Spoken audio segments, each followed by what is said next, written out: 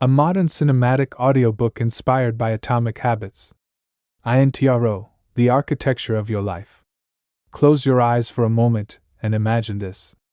There's a man standing in front of a mirror. He's been standing there every morning for 30 days. Not to admire himself. Not out of vanity.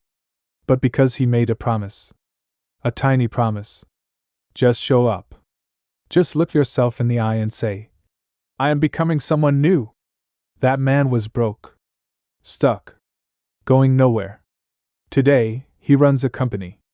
He's healthy. He's present with his kids. He's alive in a way he never thought possible. What changed? Not his circumstances. Not his luck. Not some magical moment of inspiration. What changed was something so small, most people would laugh at it. He changed one behavior. Then another. Then another. And slowly, invisibly, those behaviors rebuilt his identity. This audiobook is about that invisible force. The force that shapes who you are, what you do, and where you end up. It's about the tiny decisions you make every single day. The ones you don't even notice. The ones that seem meaningless in the moment but compound into something extraordinary over time. We live in a world obsessed with big transformations. Lose 50 pounds. Make $1 million. Become a completely different person by next month. But here's the truth nobody wants to hear. Transformation doesn't happen in dramatic moments. It happens in the boring, repetitive, unsexy decisions you make when nobody's watching. It happens in the 1% improvements. The invisible upgrades. The atomic shifts. And by the end of this journey together, you're going to understand something powerful. You don't need to be a different person to change your life. You just need to be 1% better. Again. And again. And again. Let's begin. Section 1. The Invisible Architecture. Most people think their life is shaped by big decisions. The college you chose. The person you married. The job you took. But that's not how life actually works. Your life is shaped by the hundreds of micro decisions you make every single day without thinking. Whether you check your phone first thing in the morning. Whether you eat breakfast standing up or sitting down. Whether you take the stairs or the elevator. These feel meaningless. They feel like nothing. But here's what's really happening. Every action you take is a vote for the type of person you want to become. You scroll through social media for an hour? That's a vote for distraction. You read 5 pages of a book? That's a vote for growth. You skip the gym? That's a vote for stagnation. You go anyway? That's a vote for strength. One vote doesn't decide an election. But 1,000 votes? 10,000 votes? That's how you win. Think about it like this. Imagine 2 pilots. They're both flying from Los Angeles to New York. One of them adjusts his trajectory by just 3 degrees. Just 3. You wouldn't even notice it at takeoff. The plane looks like it's heading in the same direction. But by the time they land, one plane is in New York. The other is in Washington, D.C. 3 degrees. That's all it took. Your daily behaviors are those 3 degrees. They seem small. But they determine your destination. The person who drinks 1 soda every day doesn't feel unhealthy. Not today. Not tomorrow. But in 5 years? 10 years? The compound effect is undeniable. The person who writes 1 page every day doesn't feel like an author. Not on day 1. Not on day 10. But in a year? They've written a book. Your current results are the compound interest of your past behaviors. Your health is the compound interest of your meals. Your knowledge is the compound interest of your reading habits. Your relationships are the compound interest of your conversations. And here's the part that changes everything. If you want different results, you don't need to change your goals. You need to change your systems. You need to change the invisible architecture that produces those results. Let's move deeper. Section 2. The Plateau of Latent Potential. There's a valley everyone has to walk through. It's dark. It's lonely. And it's where most people quit. Picture this: you start a new habit. You're excited. You're motivated. You wake up early. You go to the gym. You eat clean. You study. You work on your side project. Day 1, you feel amazing. Day 7, you still feel good. Day 30, you step on the scale. You check your bank account. You look at your progress. And you see almost nothing. You've been working so hard. You've been so disciplined. And the results? They're barely visible. This is the valley. This is where dreams go to die. But here's what you need to understand. Results are not linear. They don't grow in a straight line. They grow like an ice cube melting in reverse. Imagine you're in a room. It's freezing cold. 25 degrees. You're sitting there, waiting for ice to melt. Nothing happens. You raise the temperature 1 degree. 26 degrees. Still nothing. Another degree. 27. Still frozen. You keep going. 28. 29. 30. 31. Still. Nothing. Then, at 32 degrees, the ice starts to melt. Did that 1 degree make all the difference? No. Every degree mattered. Every single one. But the results were delayed. Latent. Invisible. Until suddenly they weren't. This is how breakthrough moments happen. Not because you suddenly got better, but because you finally crossed the threshold where your efforts became visible. Most people quit at 28 degrees. They're so close. So incredibly close. But they can't see it. They can't feel it. So they stop. The winners? They keep going. They trust the process. They understand that change is happening beneath the surface. Even when they can't see it. Your job is not to see results immediately. Your job is to stay in the valley long enough for the compound effect to work its magic. Here's the truth most people miss. Section 3, the identity shift. There are 3 layers to change. Most people focus on the wrong one. The first layer is outcomes. This is about what you get. Lose 20 pounds. Write a book. Make 6 figures. The second layer is processes. This is about what you do. Go to the gym 4 times a week. Write every morning. Build a side business. The third layer is identity. This is about what you believe. Who you are. Here's the problem. Most people try to change their outcomes without changing their identity. And that's why they fail. Let me show you what I mean. 2 people are offered a cigarette at a party. The first person says, "No thanks, I'm trying to quit." The second person says, "No thanks, I'm not a smoker." Same outcome. Different identity. The first person still sees themselves as a smoker. They're just resisting. They're white-knuckling it. They're fighting themselves. The second person? They've already changed. In their mind, they're not a smoker. The cigarette isn't even tempting. It's not for them. It's for someone else. That's the power of identity. When you change your identity, your behavior follows automatically. You don't have to force it. You don't have to rely on motivation. You just act like the person you already believe you are. Think about a runner. A real runner. Not someone who's trying to run. Someone who is a runner. They don't debate whether to go for a run. They just run. Because that's what runners do.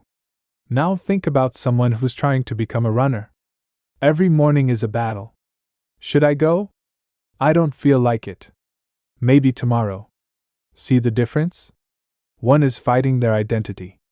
The other is living it. Here's how you shift your identity. You start with tiny actions. Every time you do that action, you cast a vote for the person you want to become. 1 vote doesn't change your identity. But 100 votes?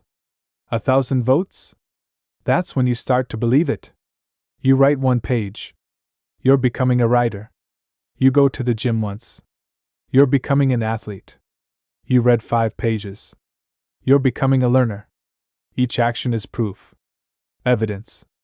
A signal to your brain. This is who I am. And slowly, without even realizing it, your identity shifts. You stop trying to be someone.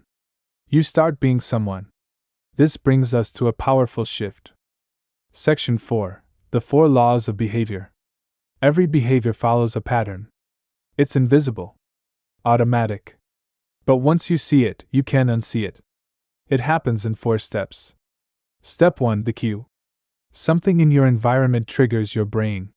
You see your phone. You smell coffee. You hear a notification. Your brain notices. Step 2: the craving. You want something. Not the behavior itself, but the feeling the behavior gives you. You don't want to check your phone. You want to feel connected. You don't want coffee. You want to feel awake. Step 3: the response. You take action. You check the phone. You pour the coffee. You do the behavior. Step 4: the reward. You get the feeling you craved. You feel connected. You feel awake. Your brain remembers. This worked. Do it again. This loop runs your life. Every habit you have, good or bad, follows this pattern. And here's the beautiful part. If you understand the pattern, you can redesign it. You can build good habits by making them obvious, attractive, easy, and satisfying. You can break bad habits by making them invisible, unattractive, difficult, and unsatisfying. Let me give you an example. You want to drink more water, but you forget. You don't crave it. It feels like a chore. So you redesign the loop. Make it obvious. Put a water bottle on your desk, right in front of you. You can't miss it. Make it attractive. Use a bottle you love. Make it beautiful. Make it something you want to use.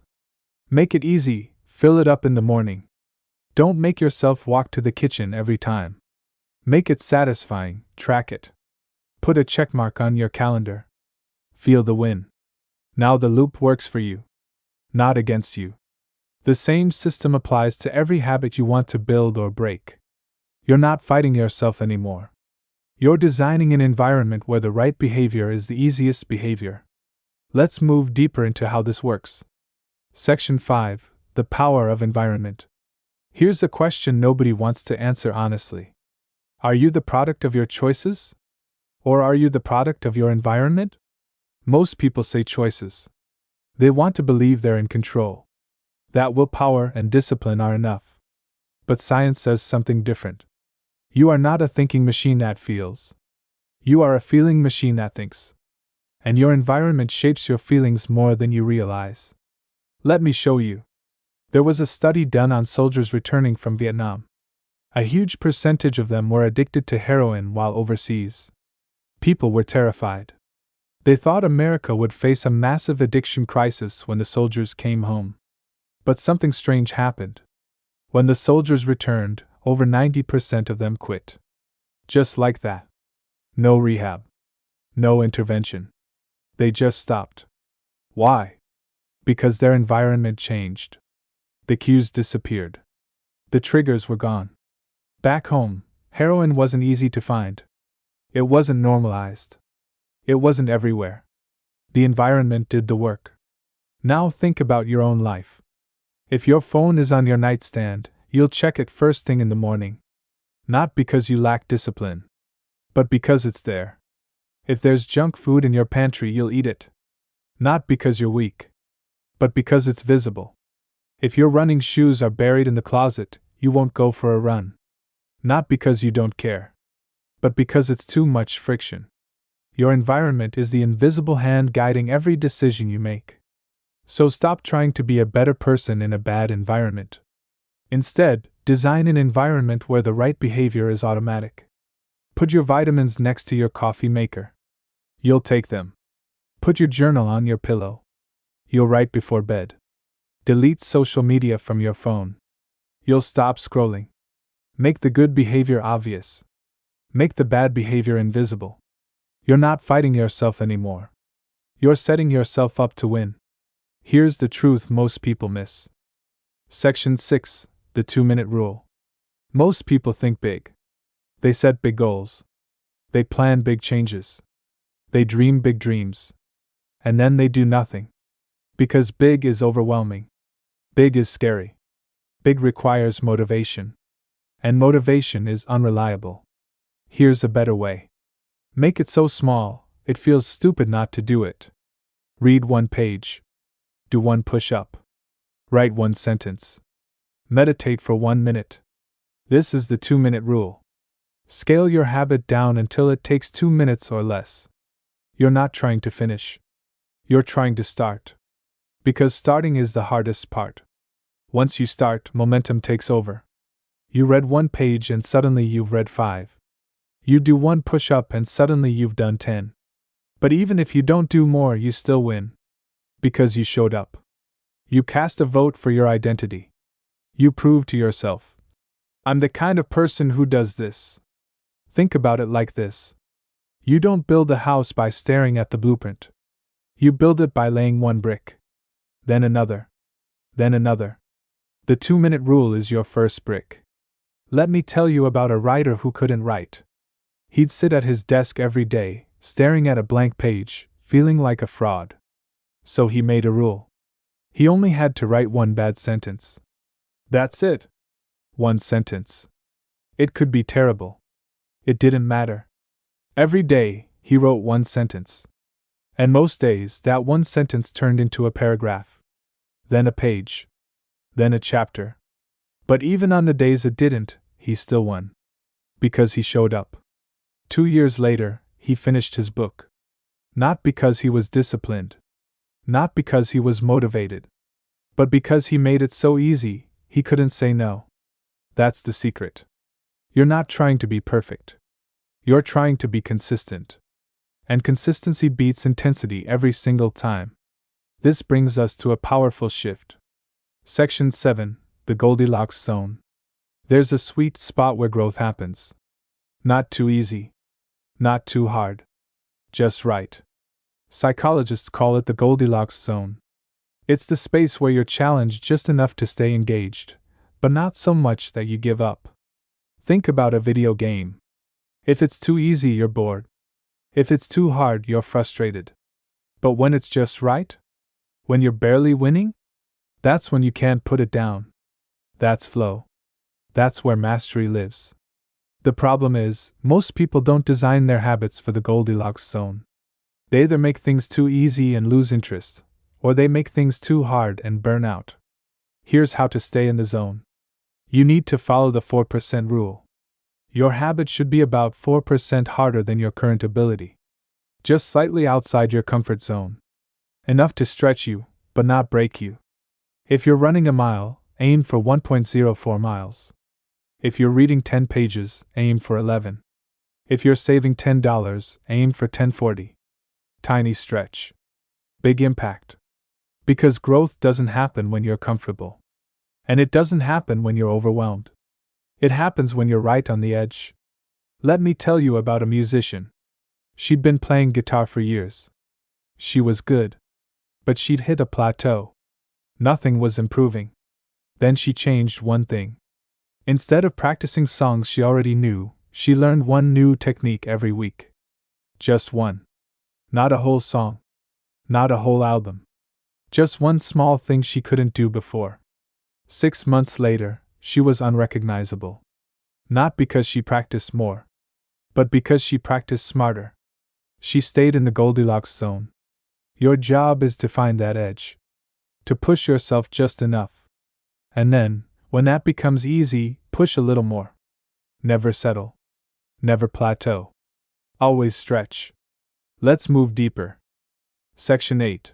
The danger of hidden costs. Every habit has a price. Most people don't see it. They only see the reward. You eat fast food. It's cheap, fast, convenient. But the price? Your health.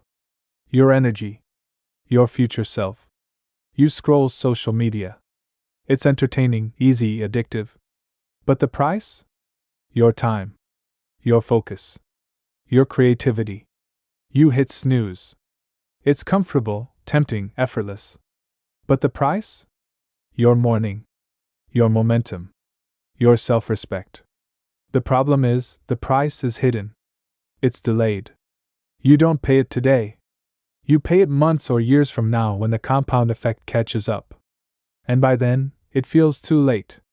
Here's what you need to understand. Every action has immediate outcomes and delayed outcomes. Good habits have immediate costs and delayed rewards. Bad habits have immediate rewards and delayed costs. That's why bad habits feel so good. That's why good habits feel so hard. You're not wired to think long term. Your brain is designed for survival, for immediate gratification, for avoiding pain and seeking pleasure right now.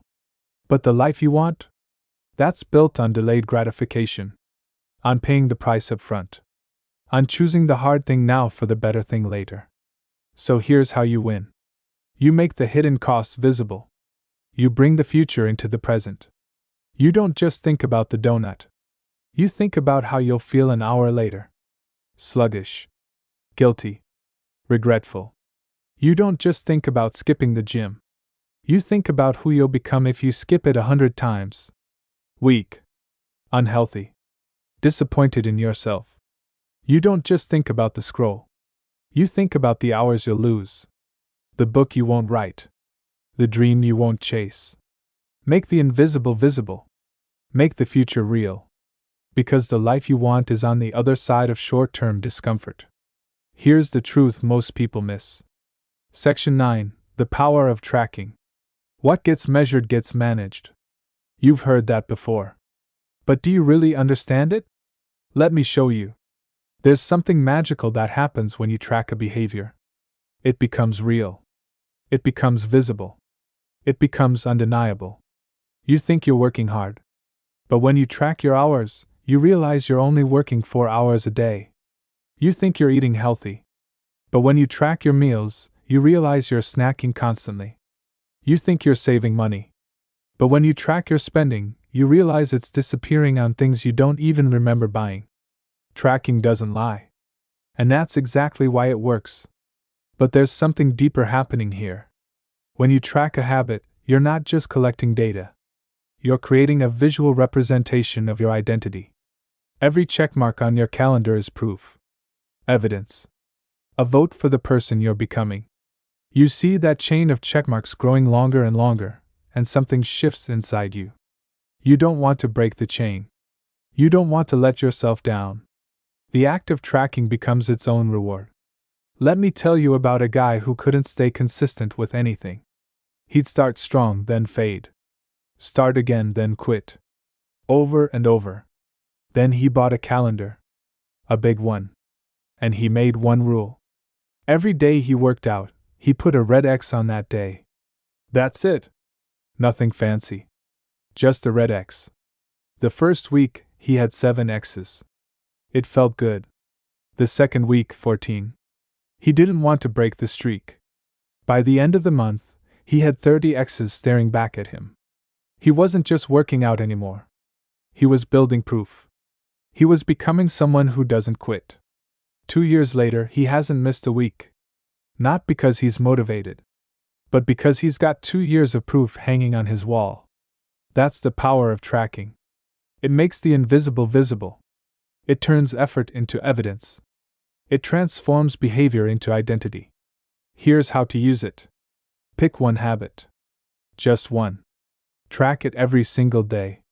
Don't overcomplicate it. Just mark it. Check it. Record it. And watch what happens when you see that chain grow. This brings us to a powerful shift. Section 10. The Art of Recovery. Here's something nobody tells you. You will fail. You'll miss a workout. You'll skip your writing session. You'll eat the junk food. You'll break your streak. And when that happens, most people spiral. They think, I've ruined everything. I might as well quit. But that's not how successful people think. Successful people understand the most important rule of habit building: never miss twice. Missing once is an accident. Missing twice is the start of a new habit. Let me explain. You missed the gym on Monday. That's life. You're human. Things happen. But if you miss again on Tuesday, you're no longer someone who goes to the gym. You're someone who used to go to the gym.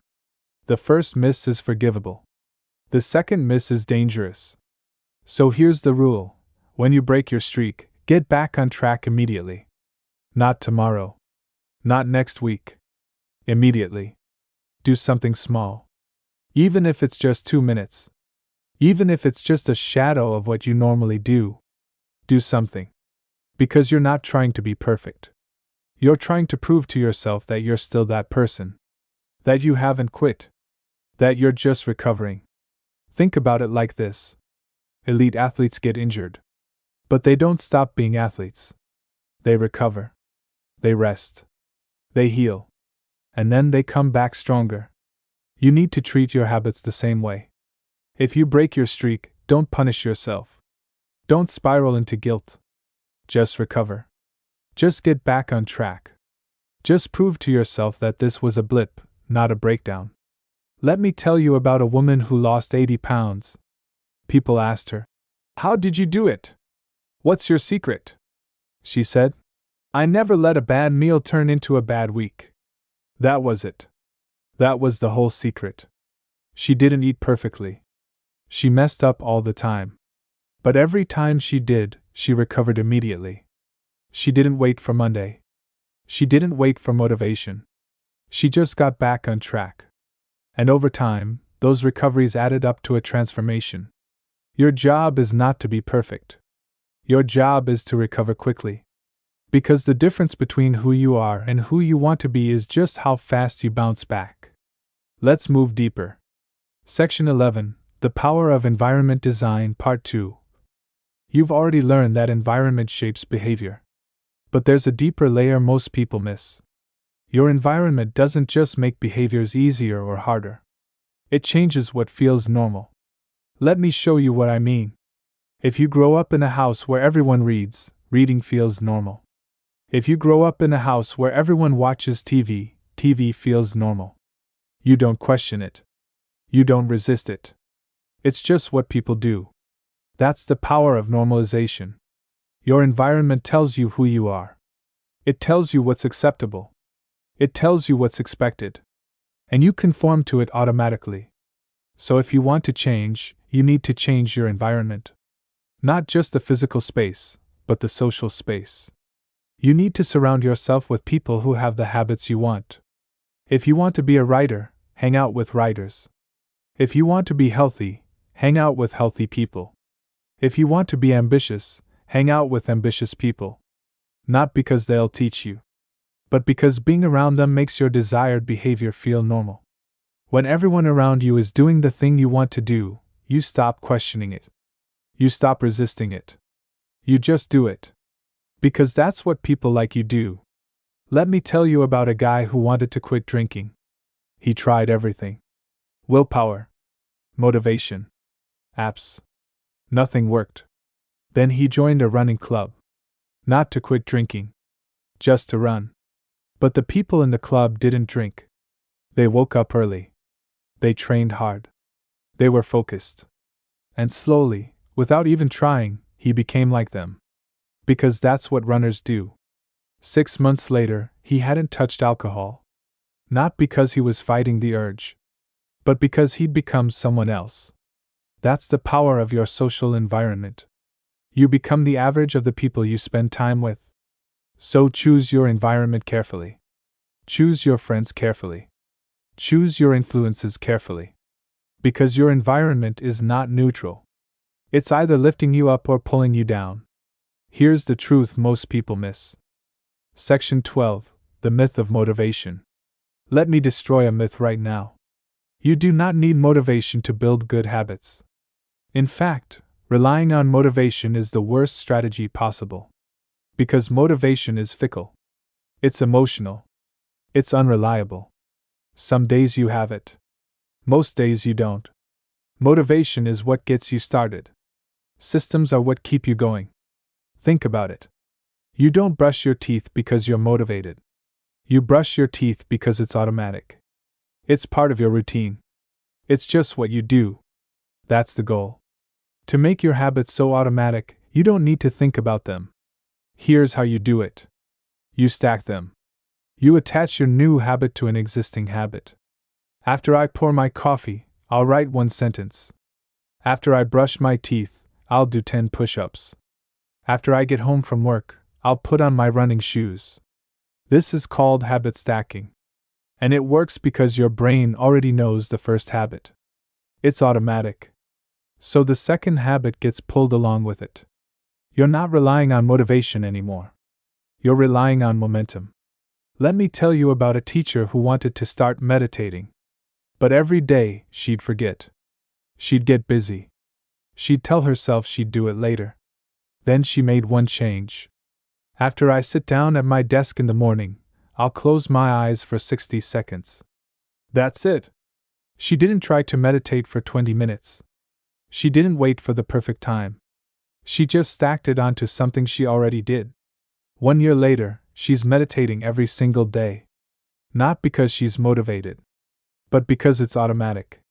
Your job is to stop chasing motivation and start building systems. Make your habits so easy, so automatic, so integrated into your life, that you don't need to think about them.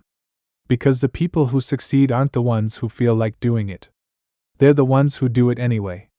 This brings us to a powerful shift. Section 13. The Plateau of Mastery. Here's something nobody warns you about. Even when your habits are working, even when you're consistent, even when you're making progress, you'll hit another plateau. It's called the Plateau of Mastery. In the beginning, progress is obvious. You're learning fast. You're improving quickly. Every week feels like a breakthrough. But eventually you get good. And when you get good, progress slows down. You go from beginner gains to expert refinement. And expert refinement is invisible. You're working just as hard.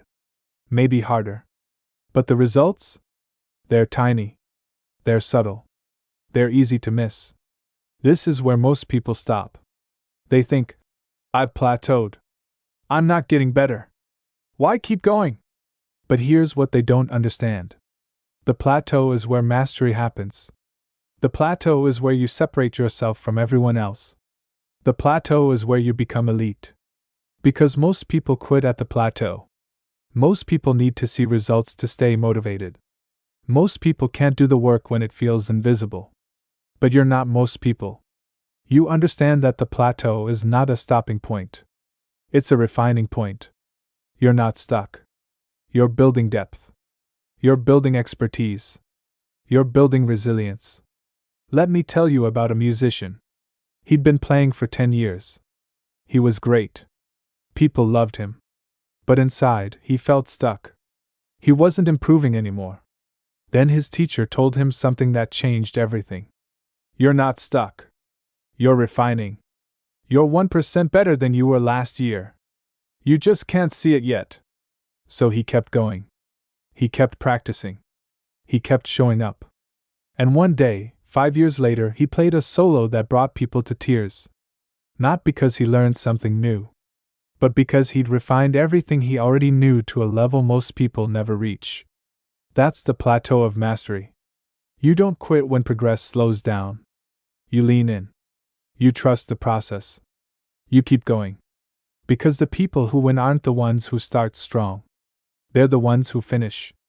Let's move deeper. Section 14. The Cost of Good Habits. Here's a truth you need to accept. Good habits are not free. They cost you something. They cost you comfort. They cost you convenience. They cost you the life you're currently living. And if you're not willing to pay that cost, you won't change. Let me be blunt. You can't build a great body without sacrificing junk food and lazy mornings. You can't build a successful business without sacrificing Netflix and weekends. You can't build deep relationships without sacrificing surface-level friendships and alone time. Everything has a price. And the question is not whether you want the outcome. The question is whether you're willing to pay the price. Most people aren't. They want the result without the sacrifice. They want the transformation without the work. They want the destination without the journey. But life doesn't work that way. The people who win are not the people who want it more. They're the people who are willing to pay more. They're willing to wake up early when it's dark and cold. They're willing to do the reps when nobody's watching. They're willing to sacrifice short-term pleasure for long-term gain. That's the cost. Let me tell you about an entrepreneur. He had a dream. He wanted to build a company. He wanted freedom. He wanted impact. But he also loved sleeping in. He loved going out with friends. He loved relaxing on weekends. For 2 years, he tried to have both. He tried to build a business while keeping his old lifestyle. And for 2 years, nothing happened. Then he made a choice. He decided the dream was worth more than the comfort. He woke up at 5. He worked weekends. He said no to parties. He paid the price. 3 years later, he sold his company for 8 figures. Not because he was smarter. Not because he was luckier. But because he was willing to pay the price nobody else would pay. Here's the question you need to ask yourself. What are you willing to sacrifice? What are you willing to give up? What price are you willing to pay? Because until you answer that question honestly, you're not ready to change. This brings us to a powerful shift. Section 15, the identity-based system. Let me tie everything together. You now understand that habits compound. That environment shapes behavior. That tracking creates accountability. That recovery is essential. That motivation is overrated. But none of it works unless you change one thing: your identity. Because at the end of the day, your habits are not about what you do. They're about who you are. If you see yourself as someone who struggles with discipline, you'll struggle. If you see yourself as someone who's not a morning person, you'll hit snooze. If you see yourself as someone who's not athletic, you'll skip the gym. Your identity is the lens through which you see every decision. And that lens determines your behavior. So the goal is not to build habits. The goal is to become the type of person who naturally does those things. You don't want to read every day. You want to become a reader. You don't want to exercise every day. You want to become an athlete. You don't want to be productive. You want to become the type of person who gets things done. See the difference? When your identity changes, your behavior follows automatically. So here's how you do it. You start with small wins. Every time you do the behavior, you reinforce the identity. Every workout is proof you're an athlete. Every page is proof you're a reader. Every saved dollar is proof you're financially responsible.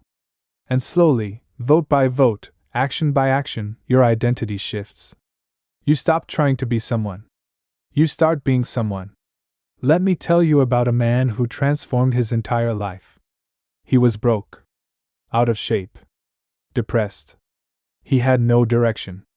But he made one decision. He decided to become the type of person who keeps promises to himself. So he made one tiny promise. Every morning I'll make my bed. He did it. Every day. For 30 days. Then he made another promise. Every morning, I'll make my bed and do 10 push-ups. He kept that promise too. Then another. And another. And another. 5 years later, he's a different person. Not because he changed his circumstances, but because he changed his identity. He's no longer someone who tries. He's someone who does. That's the power of identity-based habits. You're not building a routine. You're building a self. Let's move deeper into the final piece. Section 16, the long game. Most people are playing the wrong game. They're playing the short game. The quick fix. The instant result. They want to lose weight in 30 days. Build a business in 6 months. Transform their life in a year. But the people who actually win, they're playing a different game entirely. They're playing the long game. The infinite game. The game where the goal is not to finish, but to keep playing. Because here's the truth. There is no finish line. There is no moment where you arrive and get to stop. Life is not a destination. It's a direction. You don't build habits to achieve a goal. You build habits to become the type of person who lives that way forever. Let me explain. If you lose 20 pounds, but you haven't changed your identity, you'll gain it back. Because you're still the same person. You just force yourself to act differently for a while. But if you become the type of person who values health, who enjoys movement, who chooses nourishing food, you'll never need to lose weight again. Because you're living differently. That's the long game. You're not trying to win once. You're trying to keep winning. You're not trying to reach a destination. You're trying to build a lifestyle. And the beautiful part? When you play the long game, the short game takes care of itself. You don't worry about losing 20 pounds. You just live like a healthy person. And the weight falls off. You don't worry about making $1 million. You just live like someone who creates value. And the money follows. You don't worry about being successful. You just live like someone who shows up every day. And success becomes inevitable. That's the shift. Stop chasing outcomes. Start building systems. Stop thinking in sprints. Start thinking in decades. Because the people who win are not the fastest. They're the ones who never stop running. Let me tell you about a writer. He wasn't talented. He wasn't connected. He wasn't lucky. But he had one advantage. He was willing to play the long game. He wrote every single day. Not for fame. Not for money. Not for applause. Just because that's what writers do. 10 years later, he'd written a dozen books. Some sold well. Most didn't. But he didn't care. He wasn't playing for outcomes. He was playing to play. 20 years later, he's a household name. Not because he got lucky. But because he never stopped. That's the long game. You don't need to be the best. You just need to keep going. This brings us to the final truth. Section 17. The compound effect of identity. Here's the ultimate realization. You are the compound interest of your daily actions. Every decision you make is an investment. Either in the person you want to become, or in the person you're trying to leave behind. Every workout is an investment in your future health. Every book is an investment in your future wisdom. Every conversation is an investment in your future relationships. Every dollar saved is an investment in your future freedom. And here's the magic. You don't need to see the return today. You just need to trust that it's compounding. Because in 10 years, the person you've become will be the sum of the tiny decisions you made every single day. And those tiny decisions? They're either building you up or breaking you down. There's no neutral. There's no standing still. You're either moving forward or sliding backward. So the question is simple. Who do you want to be in 10 years? And what are you doing today to become that person? Not tomorrow. Not next week. Not when you feel motivated. Today. Right now. Because the person you're becoming is not determined by your big decisions. It's determined by the small ones. The invisible ones. The atomic ones. The decision to wake up early. The decision to skip the donut. The decision to write one sentence. The decision to keep your promise to yourself. Those are the decisions that matter. Those are the decisions that compound. And over time, those decisions become your identity. And your identity becomes your destiny. Let me leave you with one final story. There was a man who wanted to change his life. He tried everything. Goals. Plans. Motivation. Nothing stuck. Then he realized something. He didn't need a better plan. He needed a better identity. So he stopped trying to achieve things. He started trying to become someone. Every day, he asked himself one question. What would the person I want to be do right now? And then he did that thing. One decision at a time. One day at a time. One identity vote at a time. 5 years later, he looked back and couldn't recognize the person he used to be. He wasn't lucky. He wasn't special. He just compounded. And so can you. Ending, the person you're becoming. So here we are. You've walked through the valley. You've learned the systems. You've seen the truth. And now, the only question that matters is this. Who are you becoming? Not who you want to be. Not who you think you should be. But who are you becoming right now, today, based on the choices you're making? Because the person you're becoming is already here. They're in the decisions you made this morning. The habits you kept. The promises you honored. They're in the tiny votes you cast for yourself when nobody was watching. And if you don't like who you're becoming, you can change it. Right now. Today. Not with a big decision. Not with a dramatic transformation. But with one small choice. One atomic habit. One vote for the person you want to be, and then another, and another, and another. Until one day, you look in the mirror and realize that person you were trying to become? They'd been here all along. You just had to prove it to yourself. Vote by vote. Day by day. 1% at a time. Welcome to the rest of your life. Now go become who you already are.